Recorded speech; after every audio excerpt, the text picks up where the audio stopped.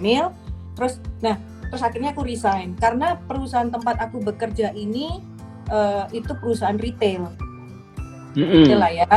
Nah, retail di satu merek yang menuntut sebenarnya jamnya fleksibel, tapi karena saking fleksibelnya menuntut kita untuk bisa standby 24 jam. Karena kadang-kadang kalau kita lagi sale season, kita lagi ada beberapa season yang terkait dengan mall dan sebagainya, kita bisa jam 1:30 pagi kita ada di mall, jam subuh itu dan sebagainya. Nah jadi akhirnya aku keluar lah istilahnya gitu ya, aku resign dari sana. Nah ternyata aku resign dari sana dalam posisi hamil yang waktu itu baru 3 atau 4 bulan. Aku ditawarin lagi balik lagi ke Astra. Jadi waktu itu ke Astra, ceritanya begitu. Akhirnya aku baliklah ke Astra lagi sampai dengan tahun 2015. Dan di situ aku merasa, nah itulah Mas sebenarnya aku agak merasa kurang apa ya, merasa kurang berhasil atau misalnya bisa disebut ekstremnya gagal. Karena di perusahaan yang baru ini, walaupun masih sama-sama Astra dan sebenarnya juga dari segi gajinya juga lebih lumayan gitu ya, artinya karena ditawarin balik gitu kan. Tapi ternyata aku nggak bisa lama di situ karena lingkungannya sangat berbeda dengan perusahaan sebelumnya. Artinya di Astra yang sebelumnya ini aku merasa sangat nyaman, sangat menyenangkan, kondusif. Nah di sini nih ternyata tidak. Gitu. Singkat cerita, aku cuman jalan 1 tahun kali atau nggak sampai 1 tahun ya, aku lupa ya. Pokoknya akhirnya aku nggak lama kemudian aku pun juga resign. Gitu. Karena di satu sisi waktu itu kan terus kemudian Angelica kan sudah mulai umur setahun ya. Angelica waktu itu tahun 2014 lahir, terus 2015 akhirnya aku resign dari sana, dari perusahaan Astra yang aku kedua kalinya aku balik. Gitu. Nah di situ aku terus suamiku yang akhirnya bilang, jadi waktu itu dia bilang juga, awalnya dia bilang gini, ya sudah kamu tahu juga sebenarnya ada anak perempuan, blessing banget kita dikasih anak perempuan, ya sudah kenapa kamu mesti harus balik sih kemarin. Nah itu di situ aku sebenarnya agak-agak sedikit tanda kutip nyesel, kenapa waktu itu akhirnya aku juga balik lagi sih gitu. Kalau misalnya aku toh cuman setahun jalan gitu kan.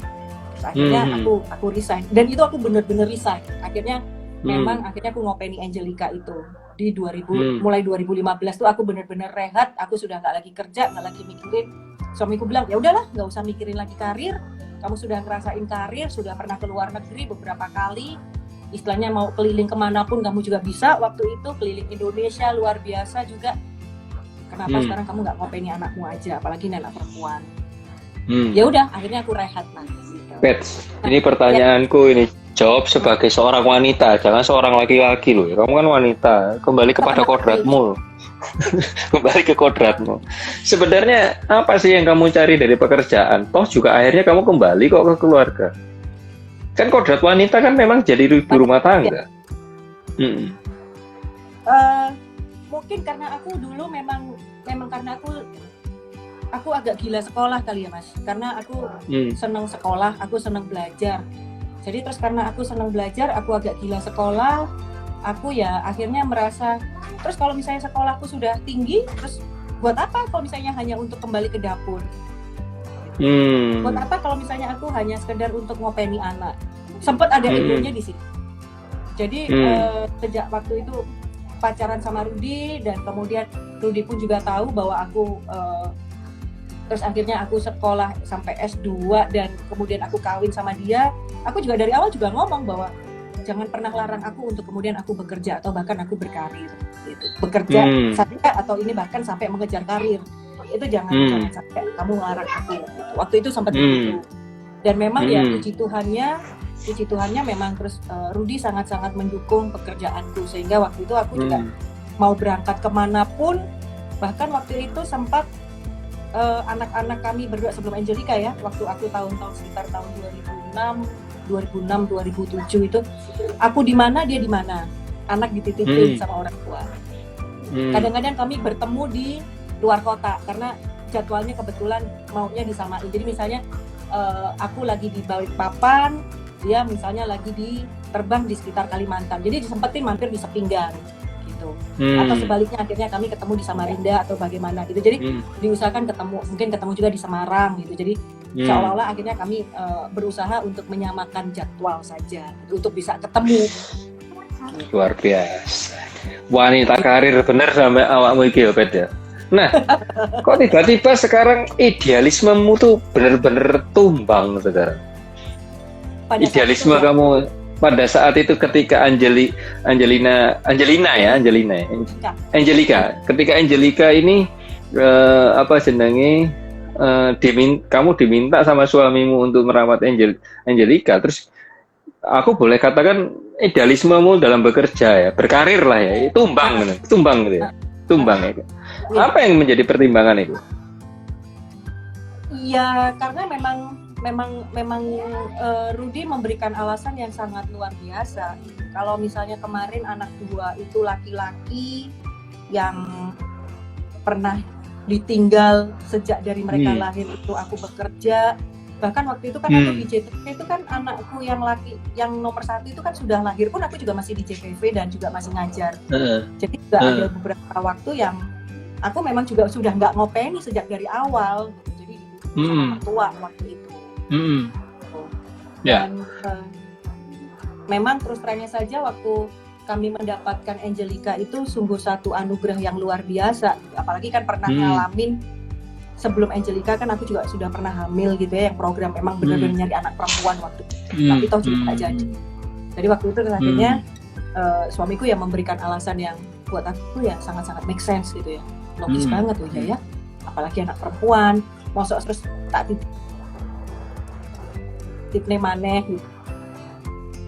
Kan apalagi kan waktu itu dengan kondisi sudah di Jakarta. Kami hidup sendiri hanya mengandalkan Mbak gitu. Kan orang tua lagi ngandalke si Mbak Ai untuk ngopeni anak perempuan.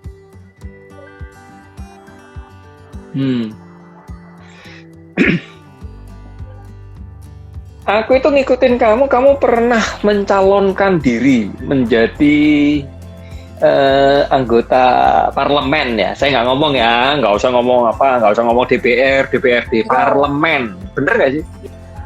Bener. Apa sih motivasimu untuk masuk di parlemen itu?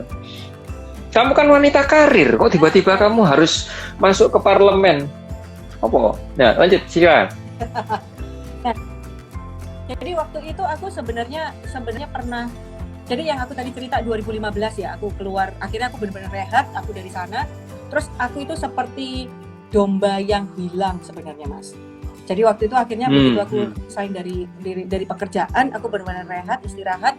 Terus aku kembali melayani gitu. Karena kan waktu aku aku pada saat kuliah itu, setelah aku tidak lagi terlibat demonstrasi, aku malah akhirnya mencoba untuk aktif di kegiatan gereja.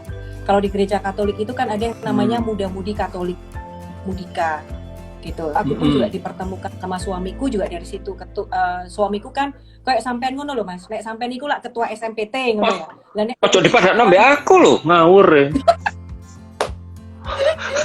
Ojo dipadakno aku. Ngawur. Ngawur. Levelnya Mas Rudi nang dhuwurku kok dipadakno nang aku. Kon kok malah keliru kok. Keliru kon. Ojo direvisi gak gelem aku. Gak gelem direvisi. Analoginya direvisi. Ya apa? Bojoku pasiku kan ketua kalau di universitas itu kan senat mahasiswa gitu ya, perguruan tinggi. Ya ini ketua Mudika Paroki. Jadi di satu gereja kami, terus kemudian dia ada muda-mudi Katoliknya. Nah ini dia terpilih menjadi ketua muda-mudi Katolik itu. Yang kami kalau saya tidak salah, aku nggak salah sih waktu itu kira-kira 5.000 muda-mudi Katolik kalau nggak salah yang ada di dalam lingkungan gereja kami itu. Yang kemudian dia jadi ketuanya. Gitu. Nah, jadi singkat cerita balik lagi. Jadi karena waktu itu kami dipertemukan dari kegiatan Mudika itu dan kemudian kami aktif.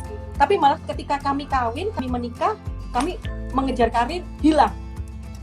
Kami tidak pernah lagi hanya sekedar tugas dan tanggung jawab kami sebagai orangnya sekedar ke gereja setiap hari Sabtu atau Minggu. Wes, Terus habis itu ya kalau misalnya ada doa rosario ikut, tapi kalau misalnya kegiatan pelayanan dan sebagainya nggak pernah ada gitu. Nah jadi waktu terus ketika 2015 aku sudah resign itu, aku akhirnya seperti domba yang hilang. Akhirnya aku kembali pelayanan, aku kembali melayani Tuhan.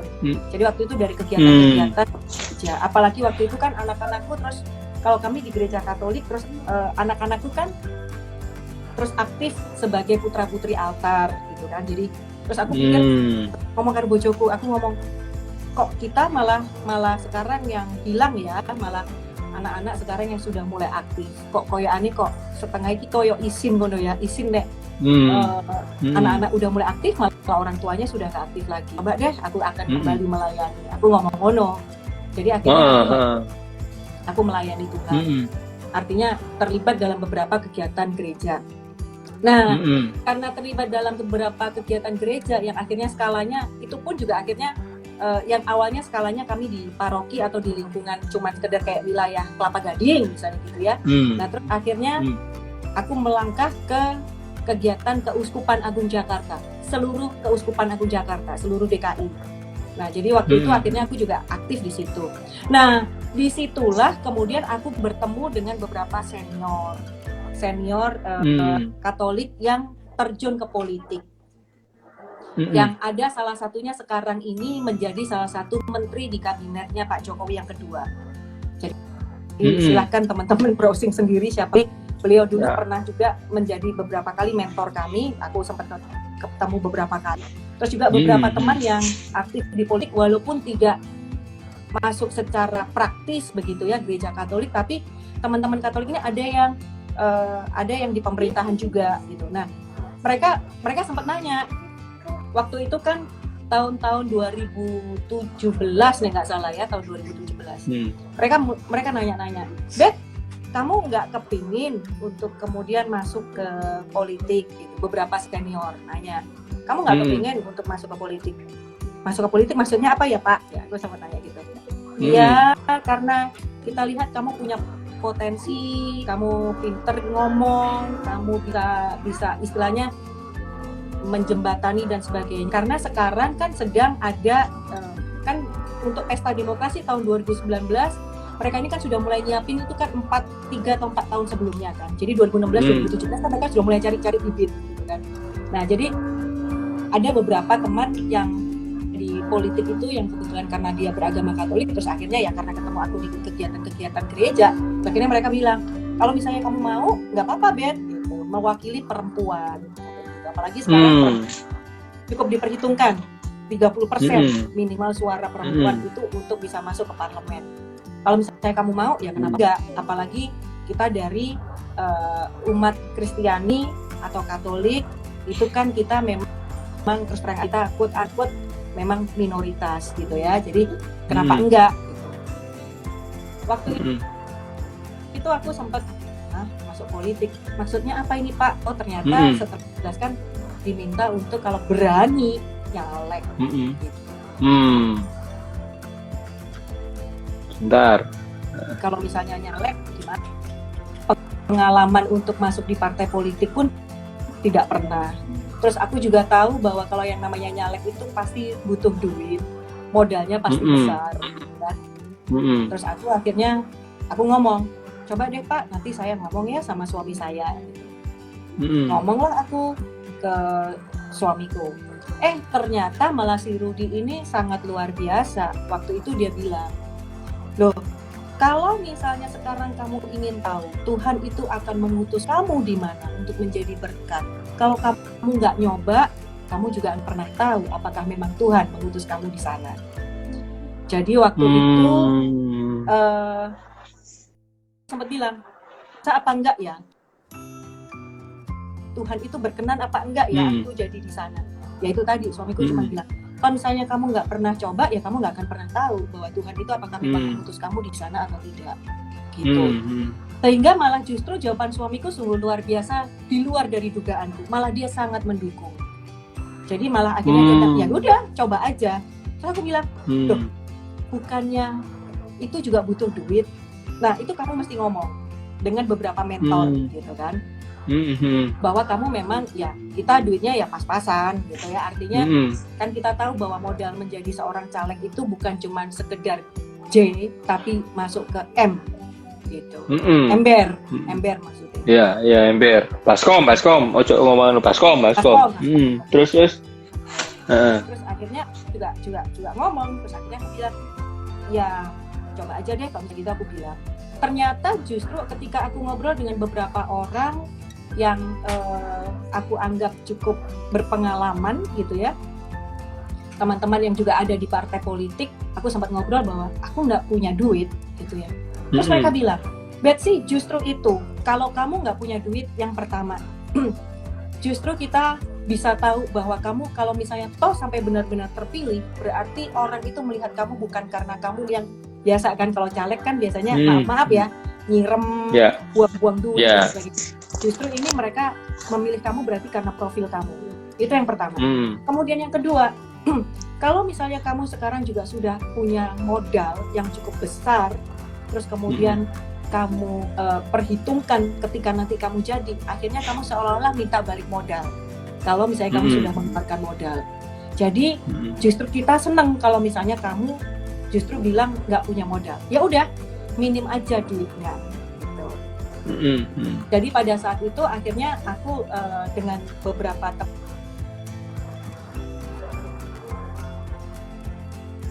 aku tak sambil ngecas bateraiku mulai. Nah, ketika akhirnya aku di partai, beberapa seniorku di partai pun juga mengatakan hal yang memilih melabuhkan ke salah satu sebenarnya warnanya sekarang lagi mau pakai itu. Sengaja. Itu mereka juga katakan hal yang sama. Jadi mereka juga bilang ya nggak apa-apa, Bet. Ya kita akan dorong seperti apa sih yang namanya istilahnya seberapa jauh profil seorang Betsy itu bisa mempengaruhi di sebuah dapil gitu. Apakah memang benar Betsy itu bisa mengerai suara dari sebuah dapil tempat kita berada itu hanya karena profil kamu gitu. Itu yang justru kita butuhkan. Bet, sampai di sini aku tak potong sih ya, Bet. Ini kan mindset ya. Kamu kan berkarir di sebuah perusahaan, terus kamu tiba-tiba switch, itu kan sebuah perbedaan yang mendasar menurut aku ya, prinsip dari yang berkarir terus ke dunia politik gitu ya. Meskipun itu motivasinya adalah pelayanan gitu loh, meskipun itu. Iku ya apa ngadepi ini, Bet? Kan itu kan dua dunia yang berbeda. Berbeda.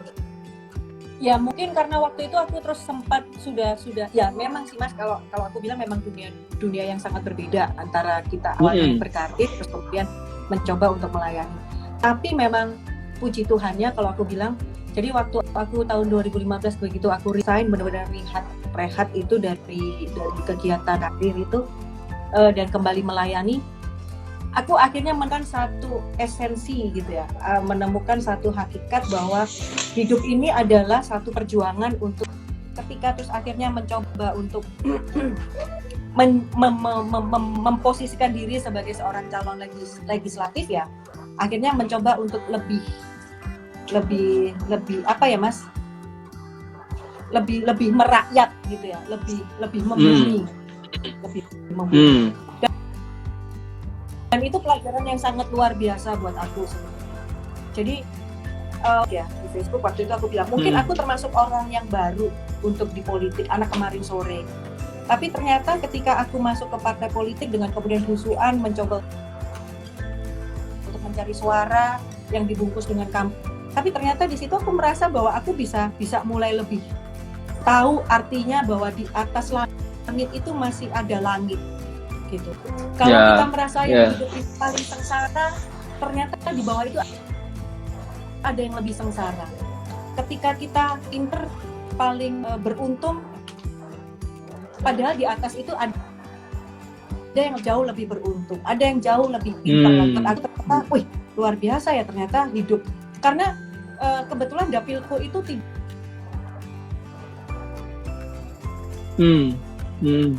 dapil Rasa perbedaan di antara 3 daerah ini. Kelapa Gading kita usah ngomong deh. Kemudian Cilincing sama Koja. Nah, Cilincing sama Koja ini luar biasa.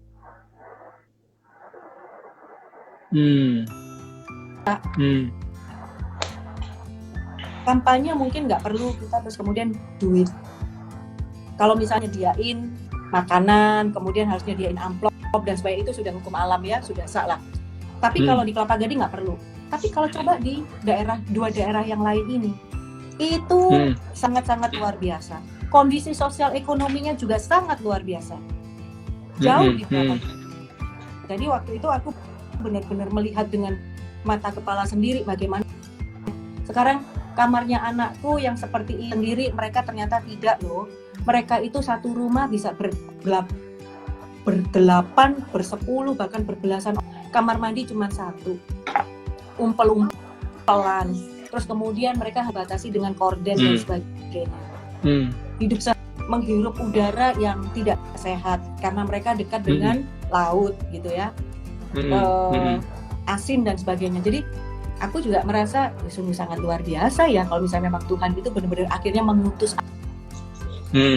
aku untuk melayani masyarakat DKI gitu. Nah, jadi singkat cerita waktu itu aku mencoba untuk belajar melayani karena aku lihat pemimpin bangsa kita pun itu punya satu prinsip bahwa ketika dia menjadi seorang pemimpin, dia disitulah harus melayani. Jadi aku juga pikir kalau misalnya aku memang terpilih untuk menjadi anggota legislatif, maka aku pun juga harus bisa melayani. Bukan cuma sekedar duduk manis, kemudian seperti selama ini duduk manis, terus kemudian hanya ngongkong kaki, katanya cuma terima duit dan sebagainya. Itu aku ingin menghapus image itu, gitu, bahwa kita harus bisa melayani. Kalau misalnya aku benar-benar terpilih, aku harus bisa melayani. Gitu ceritanya waktu itu. Tapi gini, Bet, ini aku jadi agak guyon nih sama kamu ini. Tadi kan serius ya, ini agak guyon ini. Berarti ini mau ikut saja ini ya guyon saja nih. Gini, Bet. Bukankah konsep melayani itu kan tidak harus melalui jalur politik kan? Justru hakikat melayani itu kan dalam keseharian kita sebenarnya, tidak harus melalui ke sana. Ini kita diskusi nih jadinya, diskusi guyon nih jadinya kan. Gimana itu? Ya. Karena begini, sebelum kamu jelasin ya, sebelum kamu terusin. Karena